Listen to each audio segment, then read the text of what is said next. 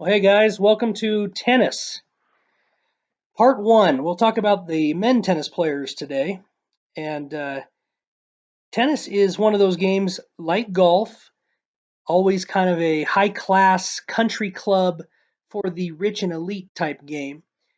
And that's how it started out. It was a royal game. A lot of uh, the royal families and people of nobility in Europe played it way back when. But of course, today, anyone can play. Just like with any sport, the equipment has changed over the years, gotten better, improved. Of course, now for the professionals, the money is huge compared to what it used to be, and it tennis is literally and ultimately a one-on-one showdown.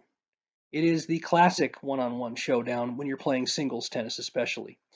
Uh, there is also doubles tennis, where you play with someone of your same gender, and there's mixed doubles, which you play with someone of the opposite gender. But for singles tennis, it is the ultimate one-on-one showdown. No teammate to pass the ball to. In tennis, there's no clock to run out. You have to win the last point to win a match.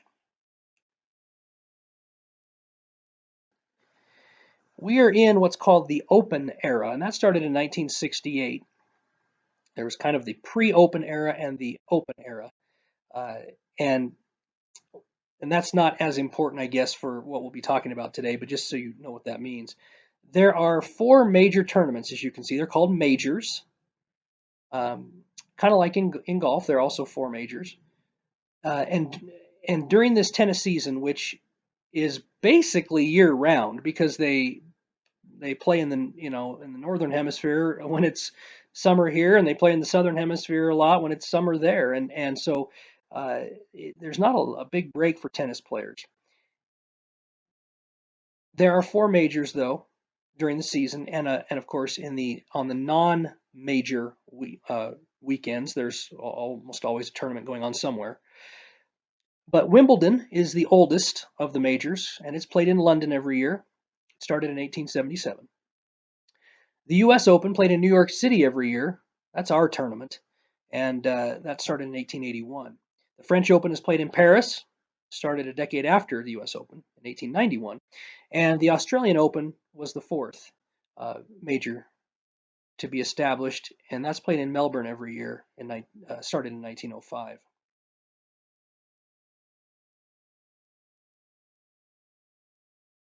Now some of the players. Probably the first great American to make his name, known on the national and international level for tennis was Don Budge.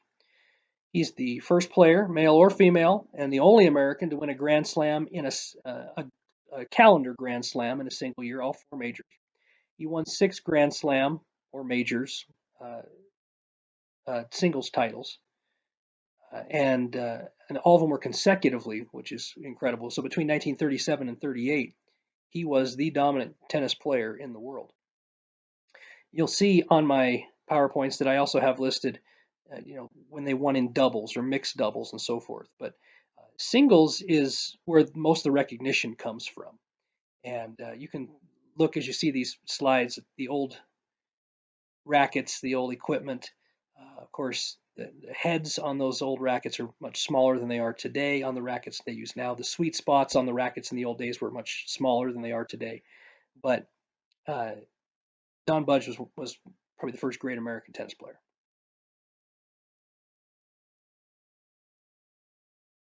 Rod Laver, the Rocket, Australian left-hander. You can see he was ranked number one for 7 straight years. You can see his career record: 200 singles titles, which is an all-time record. That means he won 200 tournaments, uh, and 11 of them were Grand Slam or major tournaments as a singles. You can see he won all four Grand Slams in both 1962 and 69. He was dominant. Uh, he won 22 tournaments alone in 1962, which was a male record for one year. And you can see his money winnings overall for his career. And this is back in the 60s and 70s, $1.5 million, a lot of money, right? But nothing, as you will see, compared to what guys make today.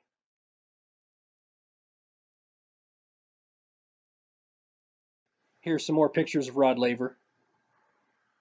Interesting story. I grew up with a kid in Spokane, Washington, named Josh Benson. And Josh's dad's name is Steve. And Steve Benson was talking to my dad one day, this is many years ago, and they were talking about tennis. And my dad played tennis in high school, played doubles tennis, and was pretty good. And he and Steve Benson were talking, and Steve said, "Oh, well, you probably have heard of my stepdad then." And my dad says, "Well, yeah, who's your stepdad?" And he says, "Rod Laver." My dad says, "What? You got to be kidding me! No way!" I mean, of course, my dad knew who Rod Laver was, and every tennis fan does. And my dad loved Rod Laver. Well, long story short, Steve and his two other siblings uh, and their mother, don't know if their dad passed away or if there was a divorce there, but regardless, they lived in Southern California. Steve's mom met Rod Laver at some point and married him, and so Rod Laver then was Steve Benson's stepdad. My dad thought that was just awesome, so that was pretty cool. Arthur Ashe played for 10 years throughout the 1970s. African American, probably the best American player we've ever had. You can see his career record: 818 matches he won, 35 tournaments, 3 of them were Grand Slam or major tournaments. He was the first black man to win a singles title at all 3 of those major tournaments. And unfortunately and tragically, he is believed, you can see at the bottom there, to have contracted HIV from a blood transfusion during heart surgery that he had, and he passed away at the age of 49 in 1993. So he was just a young guy, but he was a tremendous tennis player during the 70s. All right, now Jimmy Connors. Jimmy Connors broke all the molds, and he flew in the face of all the traditions and all what authority said you could and could not do in tennis. Jimmy Connors grew up poor, kind of poor in East St. Louis, Illinois. His mom was his coach. His mom was a very good tennis player, but his mom was his coach and regularly beat him until he was probably 16 years old or so. He, being from, not a privileged background, he was not a country club kid. And so he played tennis like he didn't want to go back to his poor beginnings. He uh, Tennis etiquette meant nothing to him. He swore at the chair umpire. He yelled at the line judges. He threw his racket. He was everything tennis players were not supposed to be. Tennis players were supposed to be genteel and refined and graceful, charming, type thing. He was not that. Well, he was charming, I guess, in his own way. You either loved him or you hated him, and he was the rebel on the court. And tennis hadn't really seen a guy like that before he came along.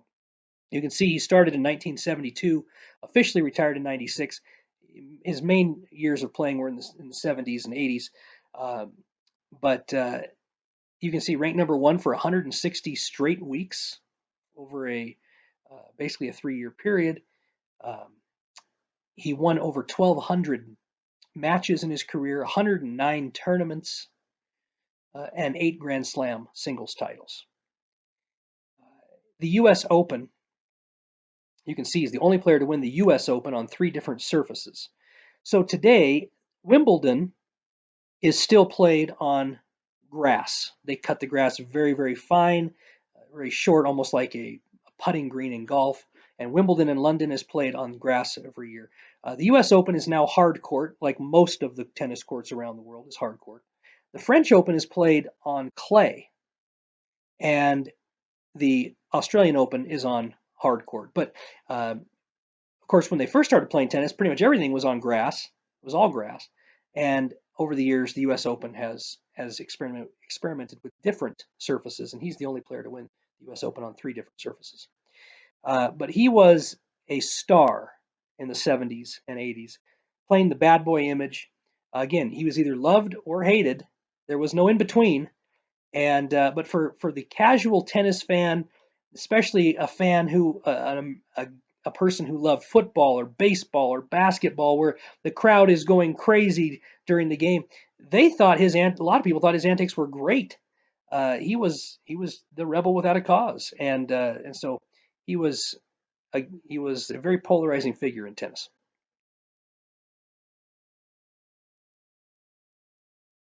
Bjorn Borg from Sweden, the Iceman, the Iceborg. Uh, for about a 10-year period, he was, along with Jimmy Connors, and as we will see, John McEnroe, those three battled it out for major championship after major championship. Bjorn Borg won 64 career titles, 64 tournaments. 11 of them were Grand Slams. He won 6 French Opens and 5 Wimbledons. Those for his 11. On clay and on grass, especially at Wimbledon, though, he was, you can see, mid 70s to early 80s, he was, well, you got to say he was the dominant player, at least at those tournaments in the world. 51-4 at Wimbledon, over a 92% winning percentage, which is the highest of all time. He won 41 straight matches at Wimbledon. You can see he won Wimbledon 76, 77, 78, 79, and 80. So he won 5 Wimbledons in a row for his 5 total Wimbledon championships. He's the only player to win both Wimbledon and the French Open in the same year for 3 straight years. A Just an amazing player. He had epic matches, like we said, with John McEnroe, who we'll look at in a second, and Jimmy Connors.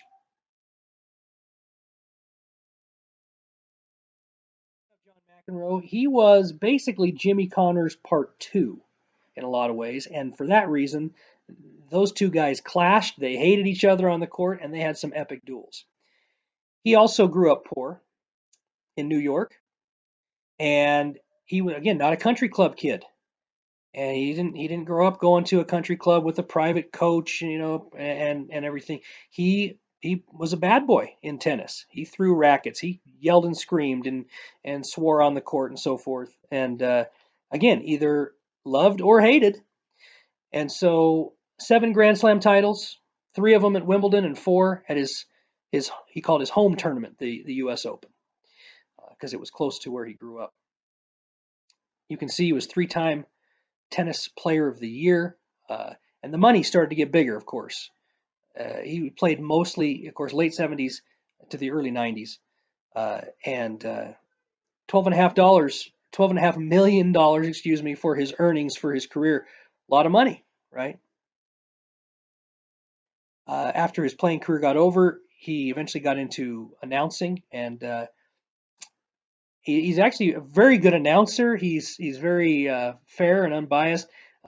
He's definitely cooled down a bit over the years compared to what he used to be as far as his temper and his temperament goes. Very entertaining to watch.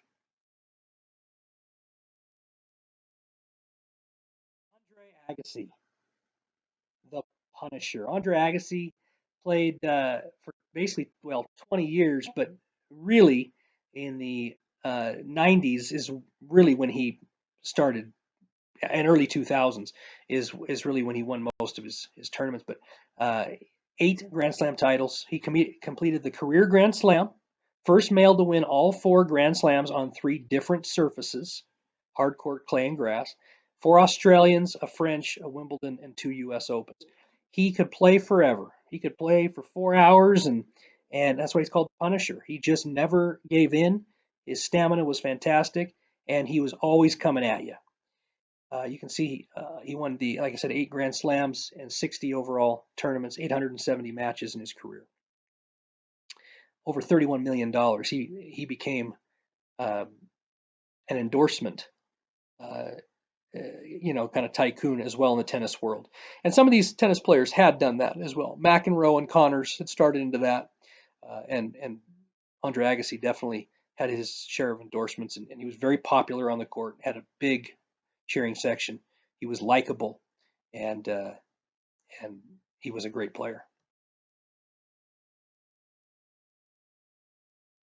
The greatest American tennis player ever is Pete Sampras. He turned pro when he was 16 years old. He played for 15 years. Uh, Big server, powerful hitter of the tennis ball. You can see he was the year-end world number one for 6 straight years. He won 64 tournaments in his career, and 14 of them were Grand Slam titles. 2 U.S., 7 Wimbledons, which is tied for a record for wins, 5 U.S. Opens. He was awesome. He also holds a record for 8 consecutive finals appearances that he won from the mid 90s to 2000. If he got into the finals, he was going to win. You can see his money winnings. He was 6-time Player of the Year. He was amazing, and he was the greatest tennis player I would imagine people would say of all time. Uh, when he retired in 2003. The issue is he's since been passed by a few different guys, as we will see, but he is still the greatest American tennis player of all time. I mentioned that he got passed up, and one of those guys that passed him up is Roger Federer. Roger Federer probably is currently the greatest tennis player of all time. He turned pro in 1998. He's still playing as we speak in 2020, which he's beating Father Time, which doesn't usually happen in tennis. He is a powerful, like Sampras, powerful and precise hitter of the tennis ball. He is a great server. He is just a tremendous competitor. You can see world number one for 302 weeks overall and 237 straight weeks, which are records. 20 Grand Slam singles titles, which is an open era record. He's, of course, completed the career Grand Slam with 6 Australians, 8 Wimbledons, which I suppose, no, I guess I said that Sampras had the record. Well, Federer passed him up, and 5 U.S. Opens. And 1 French Open. And you'll see that he would have a lot more French Opens if it wasn't for one other guy. But he has reached each Grand Slam final at least 5 times, which is a record. And he is, of course, gotten into the endorsements like crazy as well. And all of his money he's made on the court, over $100 million, plus all of his endorsements. He is one of the wealthier athletes, especially for tennis, of course, all time. But and Federer is again tremendous competitor. When he was younger, he was kind of a sore loser. He just really struggled with that. He's become much more. He's gotten over that a lot. He's become much better with the media and with his opponents. And for most of his career, he's been that way now, and he is just a tremendous, tremendous player. The reason Roger Federer doesn't have more French Open titles is because of this guy. 2001, still playing, so 19 years on now. Rafael Nadal from Spain, lefty, the king of clay, and you'll see why. 19 Grand Slam titles, so just one behind Roger Federer. He's won 1 Australian Open, and the reason he's only won 1 Australian is because the next guy we'll see in just a few minutes. But 12 French Open titles, just unbelievable.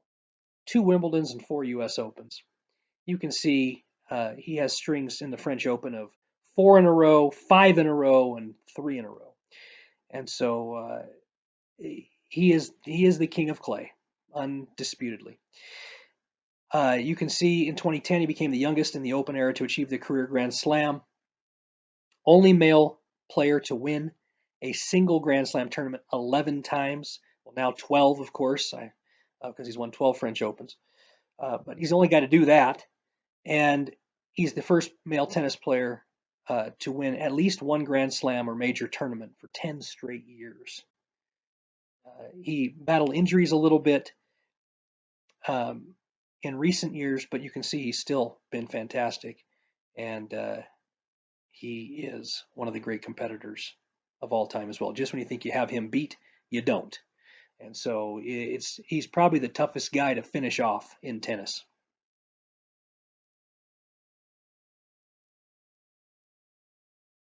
Finally, Novak Djokovic from Serbia and Montenegro. He turned pro in 2003, just a few years after Federer and Nadal, and of course he's still playing. 17 years now into his career. He is a powerful player as well, and just a tremendous server. Overwhelms people with his serve. Oftentimes, he's won 17 Grand Slam titles. So Federer's got 20, Nadal's got 19, Djokovic's got 17, and Pete Sampras has 16. Uh, Djokovic's main tournament is the Australian Open. He's won it 8 times, and he's the first and only man to win 3 straight Australian Opens in the Open era. He's won 5 Wimbledons as well, though, and 3 U.S. and 1 French. So all of these guys, you talk about the 70s, had and early 80s. You had um, Jimmy Connors, Bjorn Borg, and John McEnroe, who were kind of the triumvirate, battling each other all the time for major tournaments. Uh, Basically, the last 15 years, 17 years since Djokovic turned pro, you've mainly had Roger Federer, Rafael Nadal, and Novak Djokovic battling each other for these major tournaments. I mean, of course, you have a few other winners sprinkled in here and there, but for many years now, these 3 guys have dominated tennis. They are amazing to watch. They make it look so easy, and tennis is a hard sport, but they make it look so easy, and that's the true sign of a gifted and amazing athlete, is they make something that is difficult look easy. So there is your men tennis players presentation. Hopefully you enjoyed that, and talk to you later.